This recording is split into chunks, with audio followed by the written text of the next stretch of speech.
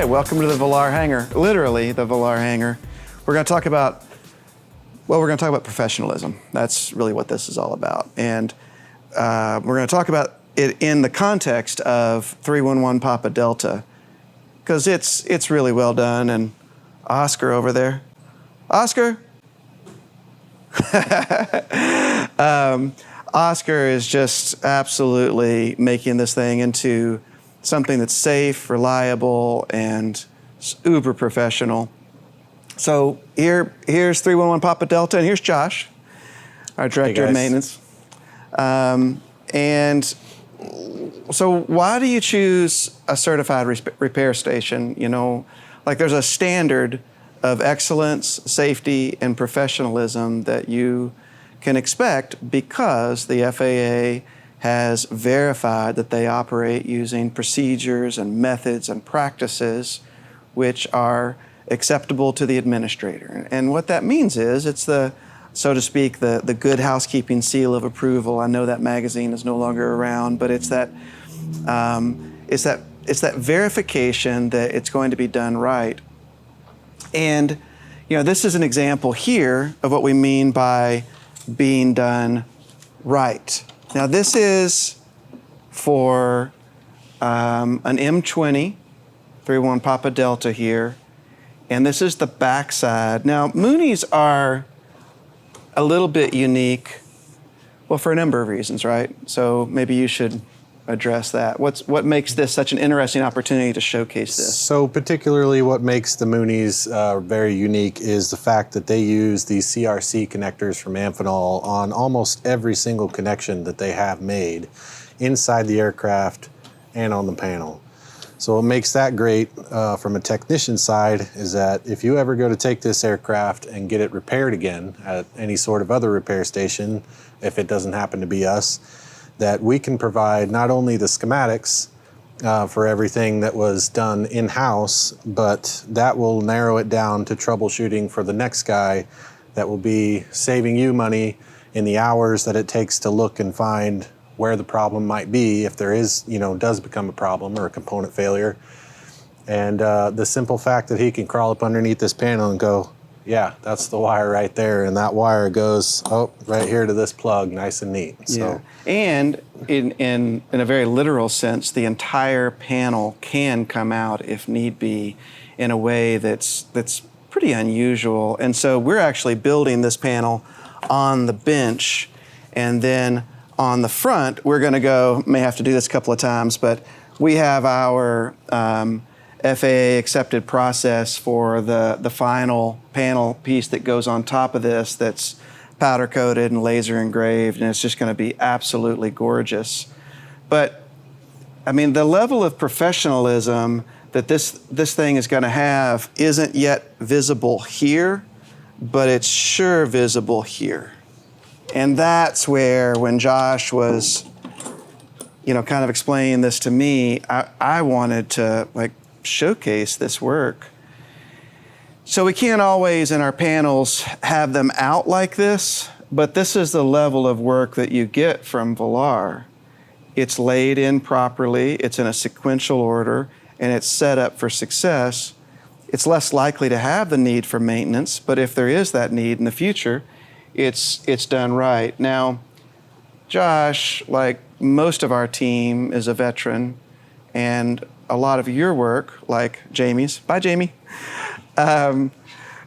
was in helicopters, right? Yes, and correct. So what is the philosophy in helicopters that's so different, and what are you trying to bring here at Villar or inculcate here in Villar, so to speak? Sure, so typically we're talking about the big brands, you know, we're talking about the Boeings, the Lockheed Martins, all that stuff, and when they do it to a very specific degree of engineering that is repeatable between all the aircraft that they manufacture. So the AH-64, in my case, the Apache attack helicopter, all of those circuit breaker panels look exactly like this on the backside. You'll have your service loops, and we're not talking the typical service loops that you see from people from other shops that are 4 and 5 foot long, just stuffed in a panel somewhere. We're talking about the 3 to 5 terminations that the FAA talks about within the 4313 when it comes to re-terminating wires or repairing wires. So you'll find the service loops, you'll find everything on a connector and in its place. Everything, like he said, is in a sequential order. And essentially, if you repeat this enough, not only our process gets faster, but again, the process of repairing this stuff gets faster. So any tech at any point, again, can come back to this and say, I know where this circuit breaker is, I know what's on the backside of it and what to expect, and this is where I can go to fix it. So we're trying to keep that high level from the manufacturer. You know, Mooney had still a little bit of chaos behind their panels, but we just took that and tidied it up just a little bit more. Yeah. So we wanted to bring that level of the big manufacturers down to the small scale stuff. We don't want any of the issues that come with, you know, just throwing things in and bunching it all up together. Or I've got a buddy who's an A&P, I'll have him do it. Sometimes that works out, but when it comes to this type of work, it's rare. And so on this one, 311 Papa Delta, they're getting dual Garmin G3X. In 300 Foxtrot Victor, which is up next, it's a TXI here, just one screen.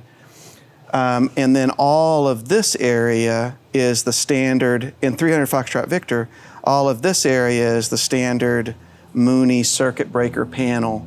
So this right here of the dual 10-inch displays is really not possible under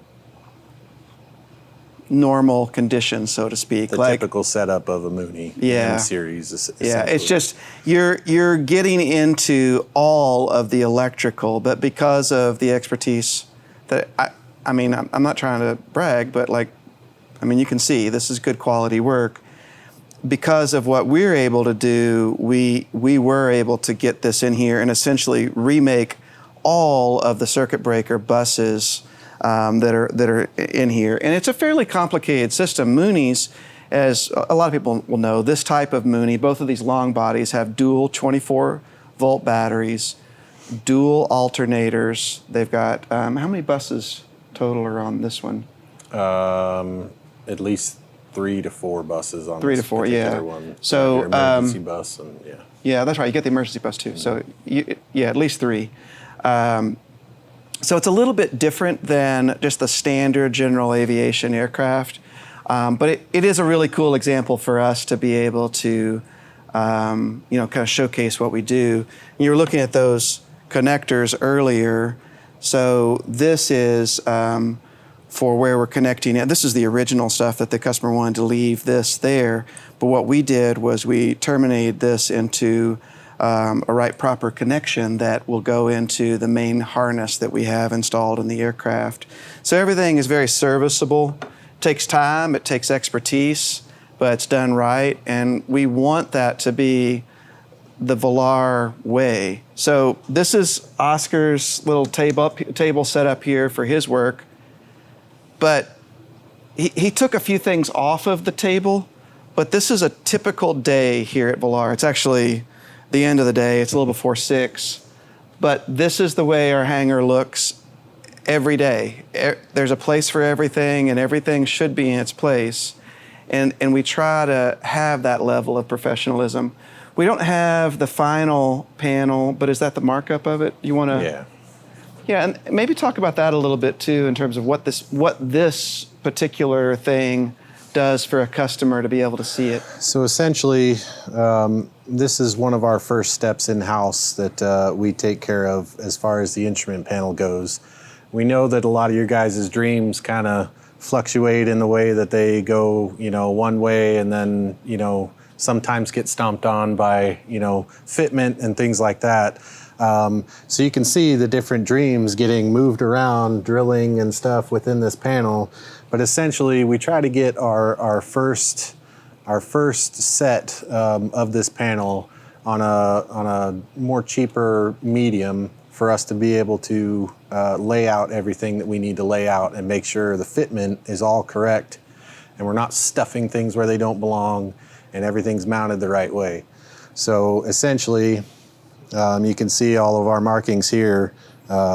We have to switch around, Makes the switches, adjustments. making the adjustments. We have to make stack order adjustments. We have to move the stack up or down because of the supporting bars that's behind the instrument panels.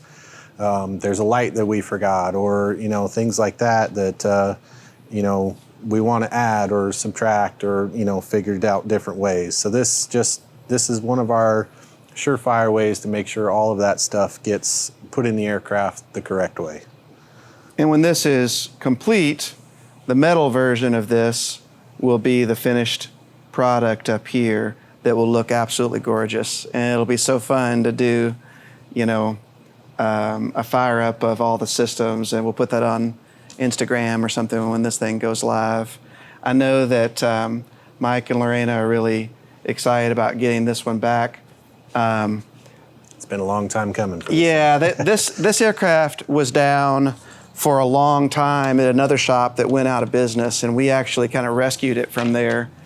But this right here is one of the reasons that this project has, this is about 3 weeks worth of work here, just in these, making it right. Because for us, the decision, when we get to that decision point of should we make it good or should we make it awesome, the answer needs to be, we're going to make it awesome. So that's what we do.